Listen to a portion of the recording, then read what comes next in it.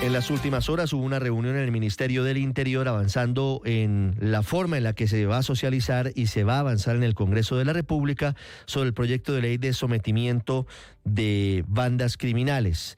El proyecto que ha generado enorme controversia por las dudas que hay sobre los reincidentes, delincuentes que han reincidido y sobre quienes hoy están en las cárceles. Señor Ministro de Justicia, Eduardo Montealegre, buenos días, ministro. Muy buenos días a la mesa de trabajo y a todos los oyentes. Ministro, ¿cómo avanza la socialización del proyecto? Mire, ayer tuvimos un encuentro muy importante en el Ministerio del Interior con Armando Benedetti y todo su equipo de trabajo, y pues vamos a tener una primera reunión con la Comisión Primera de Senado el próximo miércoles. Un almuerzo de trabajo. Ellos van a ser invitados. En este momento el ministerio está corriendo esas invitaciones del Ministerio del Interior, y allí tendremos una primera aproximación con la Comisión Primera de Cámara, con toda la comisión. Este proyecto fue presentado por Cámara, le corresponde a la Comisión Primera, y pues ahí estarán todos los sectores políticos del país, y ahí vamos a hacer la primera socialización con el Congreso de la República, Comisión Primera de Cámara. Ministro, en este momento la duda que hay es sobre si este proyecto cuenta o no con la suficiente socialización antes de haber sido presentado y radicado. Incluso el comisionado Armando Noboa, que es el negociador de paz con un sector de las disidencias, dice sí, tal vez se pudo haber socializado un poco más con los diferentes sectores políticos antes de ser presentado. ¿Usted está de acuerdo con esa afirmación? Mire, yo lo primero que tengo que decir es que este proyecto se socializó con la Consejería de Paz, con el mismo Armando Noboa, con María Paz, encargada de la consejería cuando Oti tuvo algunos quebrantos de salud. Se socializó también con muchos de los delegados que tiene la consejería en los territorios. La Comisión Interinstitucional de Política Criminal, donde está el procurador, la fiscal, la presidenta de la Corte, intervinieron miembros del Congreso. El senador Cepeda votó a favor de este proyecto de ley, también algunos representantes del Pacto Histórico. O sea, nosotros ya hemos ido avanzando también con sectores políticos. Individualmente yo conversé con representantes de víctimas, con curules de paz. Entonces, pues aquí la diferencia con la consejería no es de fondo. La consejería se identifica totalmente con el marco y con la orientación de política criminal que trae el proyecto. Las observaciones son de forma. Ellos consideran que había debido socializarse primero con el Congreso, con todos los sectores, pero es una labor imposible. Nosotros entramos en la recta final de un gobierno. La meta del Ministerio del Interior y del Ministerio de Justicia es tener este proyecto como un marco ya firmado en diciembre, porque sabemos que en el próximo año habrá muchas dificultades porque es un año electoral. Entonces, reitero, las observaciones de la consejería no son de fondo, sino de forma que habíamos debido arrancar con la socialización, pero ya empezamos ese proceso. Claro. Ministro, ¿no es un peso muy fuerte sobre el proyecto el desacuerdo de la Sala Penal de la Corte Suprema de Justicia? Mire, yo tengo un enorme respeto por la Corte Suprema de Justicia. Es más, uno de mis primeros trabajos después de que cuando era estudiante y cuando terminé la universidad fue empleado de la Corte Suprema de Justicia. Yo arranco desde unos cargos muy bajos, un humilde cargo en la Corte Suprema de Justicia. Luego yo siempre he pertenecido a la rama judicial, fui juez, la Corte Suprema de Justicia me eligió fiscal general de la Nación, luego yo parto por el respeto hacia la Corte Suprema de Justicia. Siempre las opiniones de la Corte son muy valiosas y yo me las tomo muy en serio. Por eso eso, una de las primeras invitadas a la discusión en el Congreso de la República será la presidenta de la Sala Penal, una jurista de una gran formación, y desde luego que estamos abiertos a todas las críticas. Nosotros iniciamos un proceso, pero es el primer paso de un camino de deliberación que tendrá que darse este semestre, y pues todas las críticas son bienvenidas para enriquecer este proyecto. Sí. Ministro, ayer el expresidente Juan Manuel Santos, que tal vez es la única persona que ha logrado un proceso de paz exitoso, distinto fue lo que pasó después, le dijo usted que a él la mamá le había enseñado que uno primero se ponía las medias y luego los zapatos. Y que ustedes con este proyecto se están poniendo primero los zapatos y que no se van a poner las medias. ¿Me puede hacer la diferencia entre ese proceso donde se decía nada está acordado hasta que todo esté acordado, digamos, dentro de un marco de la ley, y lo que ustedes están aspirando con los criminales? Felipe, me alegra saludarlo. Hace tiempo no conversamos, querido Felipe. Mire, a mí me parece que usted plantea una pregunta muy inteligente y se la agradezco de verdad. Es que yo creo que el país tiene que tener en cuenta que el modelo de negociación del presidente Juan Manuel Santos es totalmente diverso al modelo de negociación que se está haciendo en este momento con la política de paz total del presidente Petro. ¿Por qué? Porque es que ese proceso de negociación de Santos estuvo afortunadamente centrado especialmente en un solo grupo, en las FARC. En ese momento era una insurgencia muy poderosa, era el factor más desestabilizador del orden público y de la institucionalidad y del Estado de Derecho en Colombia. Entonces estaba centrado en un solo actor. Y ese actor tenía unas características, es que las FARC estaban organizadas jerárquicamente.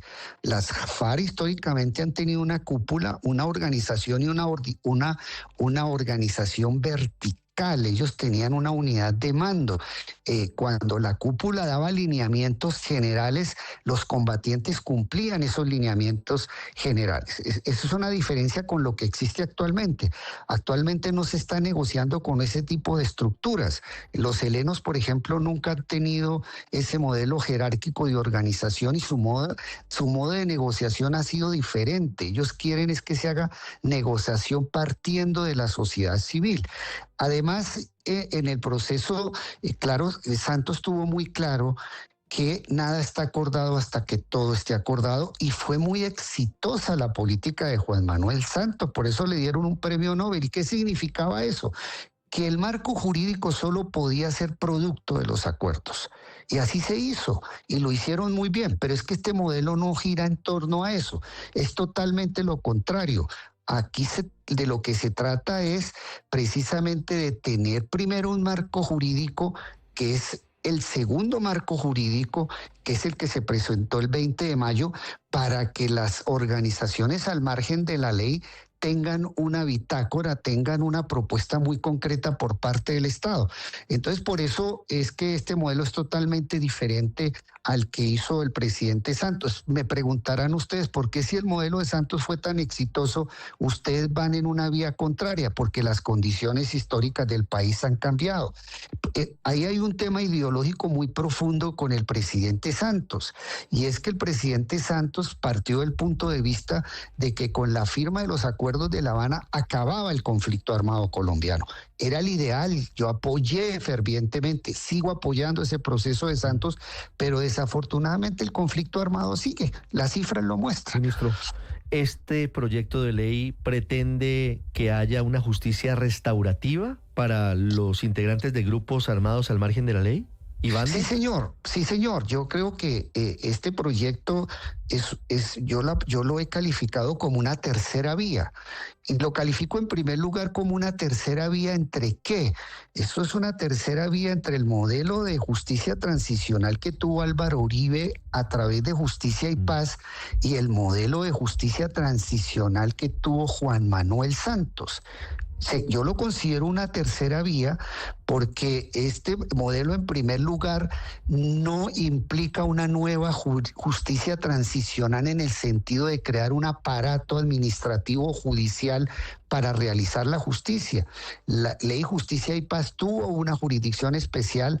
Santos implementó una JEP, un aparato judicial muy poderoso, pero aquí no, este modelo lo va a manejar la Fiscalía General de la Nación. Eso es un tema muy importante porque Colombia ha tenido 2 justicias transicionales en los últimos 20 años, lo que no es raro. Los alemanes también tuvieron 2 justicias transicionales después de la Segunda Guerra Mundial. Entonces, aquí hay una tercera vía, en primer lugar, porque lo va a manejar la Fiscalía General de la Nación y los jueces de la República. Pero además es una tercera vía porque los pilares fundamentales son justicia retributiva, que implica un mínimo de privación efectiva de la libertad. Aquí tienen que pagar mínimo 5 años de privación efectiva de la libertad y un incremento de los modelos de justicia restaurativa, porque el país tiene que, cuando hablamos de justicias transicionales, estamos hablando de justicias que disminuyen el campo punitivo, disminuyen las penas restrictivas de la libertad, pero aumentan las justicias restaurativas y aumentan otros temas como es verdad y reparación. Ministro, ¿por qué creerle? Y se lo pregunto porque en el proceso de paz del presidente Santos nos dijeron varias cosas. Primero, el presidente en varias oportunidades en su momento dijo, no, ellos tienen que pagar primero, luego entonces tendrán unas curules, etcétera. Pasó todo lo contrario. Hoy los vemos pues legislando, ya pues en su último periodo, y la JEP no ha producido las sentencias que el país esperaba.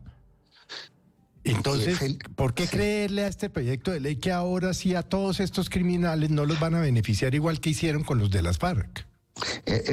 Felipe, mire, yo reitero que he sido, desde que se inició este proceso de paz en La Habana, yo he defendido ese proceso de paz. Es más, a mí no me gusta hablar a título personal, pero lo tengo que hacer. Pero mire, yo fui uno de los mayores defensores del proceso de paz de Álvaro Uribe, el de la Ley de Justicia y Paz. Yo tuve la fortuna de ser agente del Estado colombiano ante el sistema interamericano, ante la Corte Interamericana, para defender el proceso de paz de justicia transicional con el paramilitarismo de Álvaro Uribe. Defendí también el proceso de paz como fiscal general de la Nación de Juan Manuel Santos. Pero yo debo decir que sí tengo que hacer críticas constructivas al modelo de la JEP, porque llevamos 8 años y solo hasta este año se van a producir las primeras sentencias. Yo quiero hacer críticas constructivas a la JEP en el sentido de que ha pasado mucho tiempo, que hay muchos defectos, que yo creo que hay unos que creo que se han manejado incorrectamente los modelos de imputación a máximos responsables en la JEP, que creo que los modelos de imputación que se han utilizado no son los modelos adecuados para resolver el conflicto, pues para resolver la justicia transicional en Colombia. Entonces yo soy crítico también de la JEP. También creo que soy crítico desconstructivo de la Ley de Justicia y Paz que yo defendí ante la Corte Interamericana. ¿Por qué? Porque el excesivo procesalismo ha impedido que en cerca de 20 años se produzcan las investigaciones y sentencias que se requieren. Ahí solo se ha investigado el 15%. Precisamente tomando las experiencias, Felipe y mesa de trabajo y oyentes, de las fallas de Justicia y Paz y de las fallas de la JEP, estamos ensayando una nueva vía procesal para tratar de que en este caso las sentencias que se produzcan, porque en todos los casos va a haber sentencias, y en todos los casos va a haber pena privativa de la libertad, sean unos modelos procesales mucho más ágiles. Sí, ministro, ya que usted lo está comparando con el modelo de justicia y paz, que hace una reflexión sobre lo que pasa en la Jurisdicción Especial para la Paz, quisiera preguntarle, todo esto, lo que usted propone, esta justicia restaurativa, lo que están en marcha en el gobierno, ¿es a cambio de qué? Porque estamos hablando de grandes delincuentes, estamos hablando de integrantes del Clan del Golfo, estamos hablando de la disidencia de las FARC. Toda la justicia y todo lo que está pensando el gobierno para los integrantes de grupos delincuenciales, ¿es a cambio de qué? Mire, yo creo que le agradezco mucho su pregunta, porque este proyecto está centrado claramente en combatir organizaciones. En el derecho penal contemporáneo, que evoluciona muy rápidamente en todas partes del mundo, y más con toda esa producción teórica tan importante que es el derecho penal alemán. En los últimos años ha surgido una categoría muy importante de estudio del derecho penal, que es lo que se ha denominado delitos de organización. Y un concepto de organización y de estructuras que también ha tomado el derecho penal internacional. Entonces, yo creo que el giro de la política criminal y el giro de las investigaciones en este país tiene que estar orientada a investigar organizaciones. Y en eso implica un cambio de modelo muy profundo, porque nosotros, al menos en Colombia, hemos investigado inclusive a las organizaciones y las violaciones masivas a los derechos humanos partiendo del caso individual, del caso particular. Y no es, en este momento ese modelo es absolutamente inconveniente, tanto para investigar violaciones masivas a los derechos humanos como para investigar el crimen organizado. Entonces, esto está centrado en un modelo de investigar organizaciones, más que a individuos. Entonces, esto tiene una lógica, este proyecto, y la lógica es de que para poder entrar a todos estos mecanismos de sometimiento o justicia transicional, tienen que existir unos acuerdos entre el gobierno nacional y los máximos responsables o los jefes de la organización. Aquí hay una llave. La llave la tiene el gobierno, la tienen las negociaciones, es una llave política. ¿Y con quién tiene la llave? Pues hay que hacer acuerdos iniciales con los máximos responsables y con los jefes. ¿Para qué? Para desmantelar las organizaciones. Listo. Sí, señor. Pero claro, yo entiendo el espíritu del proyecto de ley, pero es que leyendo el articulado, obviamente nos toca ser concretos porque no tenemos mucho tiempo, ministro, pero fíjese, hay un caso puntual que es clarísimo, y es que todo nos lleva a lo mismo. Hace un mes y medio fue víctima de un atentado el senador Miguel Uribe Turbay. Yo sé que el ejemplo es extremo, pero es el ejemplo que tenemos en la mano. Las hipótesis de la Fiscalía apuntan a 3 nombres: al Zarco Aldinever y a Iván Márquez de la Segunda Marquetalia por un lado, y por otro lado Iván Mordisco. Es decir, una de esas 2 organizaciones habría sido la responsable de cometer el atentado. Y usted nos dice, sí, el gobierno tiene la llave de decidir quién negocia y quién no, y con quién negocia y con quién no. Pero leyendo el proyecto de ley, ministro, tiene un artículo que dice lo siguiente. Es un parágrafo en realidad. Quienes fueron excluidos previamente de los procesos de justicia transicional, de justicia y paz, y de la Jurisdicción Especial de Paz, antes de la entrada en vigencia de esta ley, y manifiesten su voluntad mediante acta de compromiso suscrita ante el Comisionado de Paz dentro de los 6 meses siguientes a la entrada en vigencia de esta ley, podrán ser admitidos. Claro, tienen unos compromisos, tendrán que demostrar contribuciones efectivas a los derechos de las víctimas, particularmente en materia de verdad judicial, reparación colectiva y no repetición, y abstenerse de cometer nuevos delitos. Esto no le está abriendo la puerta a que incluso peligrosos delincuentes que han ordenado crímenes en los últimos días se sometan a esto y tengan beneficios penales? Mire, yo quiero dar una respuesta categórica. Nunca entrarán a estos mecanismos de paz total la organización ni las personas que atentaron contra la vida del senador Miguel Uribe. Eso lo tenemos absolutamente claro, lo tiene absolutamente claro el gobierno, y nunca podrán entrar a estos modelos de paz total. ¿Y cuáles son las razones? porque los que vayan a entrar a este modelo, pues este modelo no se puede convertir en un mecanismo de fraude a la Constitución, de fraude a la ley, ni tampoco vamos a permitir que personas que no estén verdaderamente interesadas en construir en la paz de Colombia se cuelen o busquen estas figuras para buscar la impunidad. Esto nunca ocurrirá. Y existen los mecanismos en la ley, porque es que el primer mecanismo para entrar, sea colectiva o individualmente, es que el gobierno valore la voluntad real de paz y la contribución que pueden hacer a la paz. Y no puede haber contribución a la paz por parte de un grupo que en medio de unos diálogos cometan una tentativa de homicidio tan grave. Estuvimos cerca de un magnicidio. Afortunadamente, Miguel Uribe se recupera cada día mejor. Entonces, ellos nunca, y lo digo categóricamente, no podrán entrar. Tampoco podrá entrar a estos mecanismos de justicia transicional el joven que cometió el atentado, porque específicamente también este proyecto excluye a los jóvenes de este modelo. Los jóvenes tendrán que seguir regulándose por sus modelos de justicia juvenil que se mueve bajo unos parámetros totalmente diferentes. Entiendo, ministro. Tengo 3 preguntas finales. Esto nos daría para una discusión mucho más larga, pero el tiempo apremia. Ministro, ¿por qué darles beneficios a quienes hoy ya están presos y condenados en las cárceles? Le hablo de los jefes de las bandas de Medellín, por ejemplo. ¿Por qué darles nuevos beneficios o por qué darles beneficios si la justicia ya actuó y los tiene a buen recaudo y condenados? Pero mire, es que es importante entender que en esa parte, y estamos hablando en el caso de Medellín de lo que se ha denominado criminalidad de alto impacto, y en ese punto la política de paz total no es de justicia transicional, sino que es de política de sometimiento.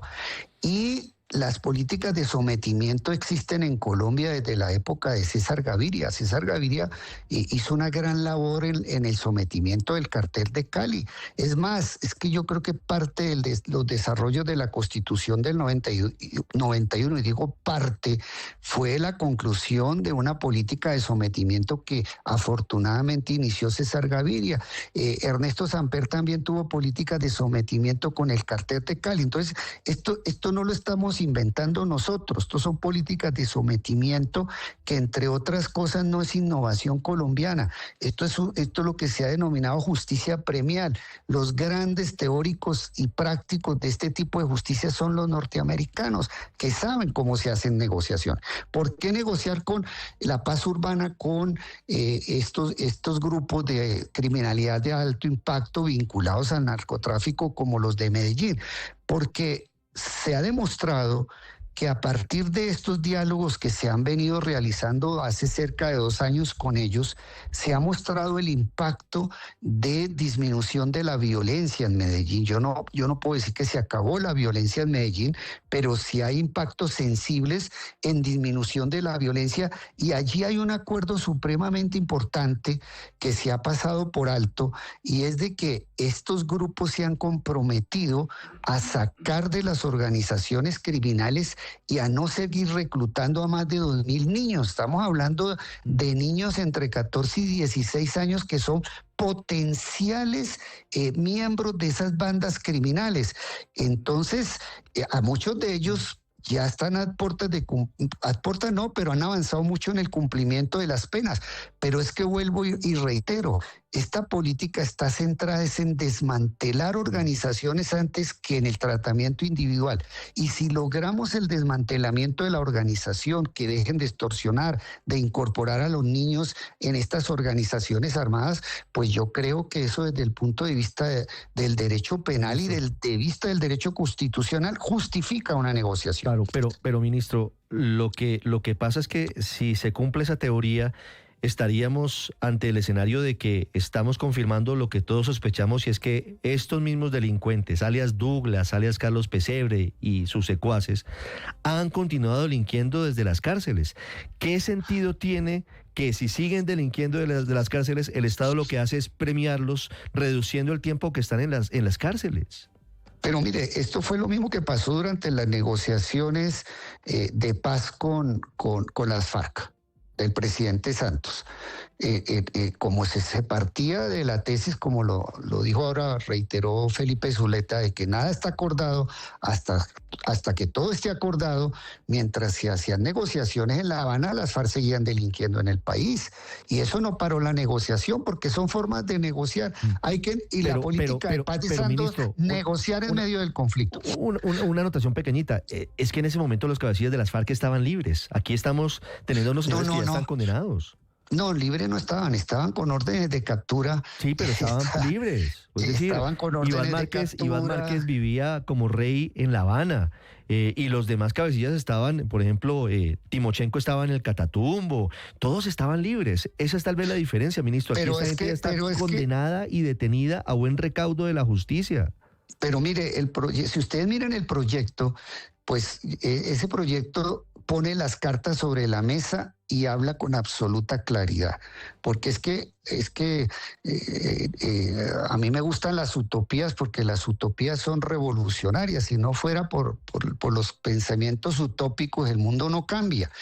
Pero en este tema hay que pensar la realidad. Mire, el proyecto dice claramente: acuerdos de desmonte gradual. Hay que tener en cuenta que unas organizaciones que llevan años delinquiendo, estas organizaciones son herederas del cartel de Medellín.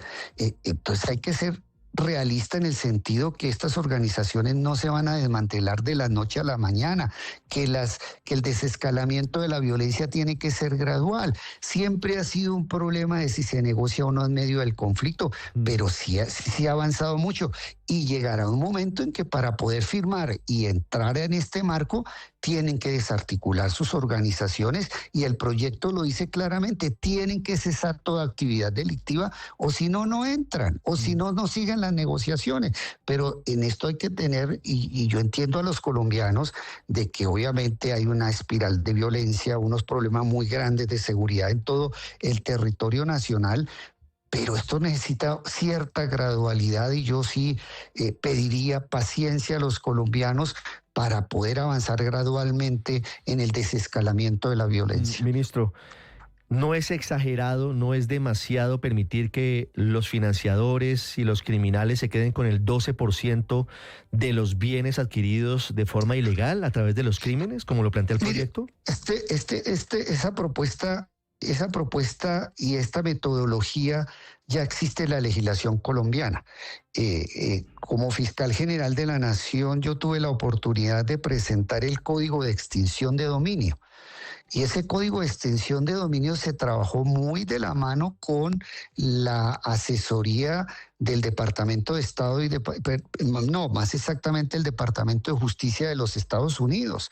Y en ese proyecto, en el código que existe actualmente, en los casos de extinción de dominio, en ciertos casos donde se incluye precisamente posibilidades de justicia premial, en los casos de extinción de dominio, una persona o una organización pueden quedarse hasta el 10%. Aquí se hace lo mismo, se llega hasta un 12%. ¿Pero qué ha pasado?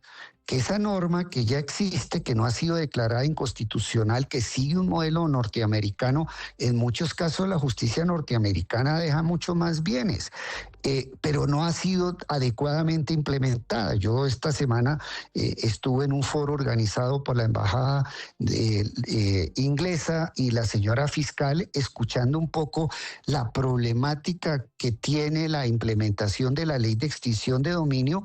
Y una de las críticas que se hizo constructivamente por parte de los mismos fiscales y jueces de esa jurisdicción de extinción es que esa norma no ha tenido la suficiente eficacia, e insisten en que hay que darle más dinamismo. Entonces, eso ya existe en la legislación colombiana y fue acordada, o al menos no fue objetada por los Estados Unidos, quien siguió muy de cerca ese proceso de extinción, ese proyecto de ley, ese código de ley, ese código que ya es ley de la República.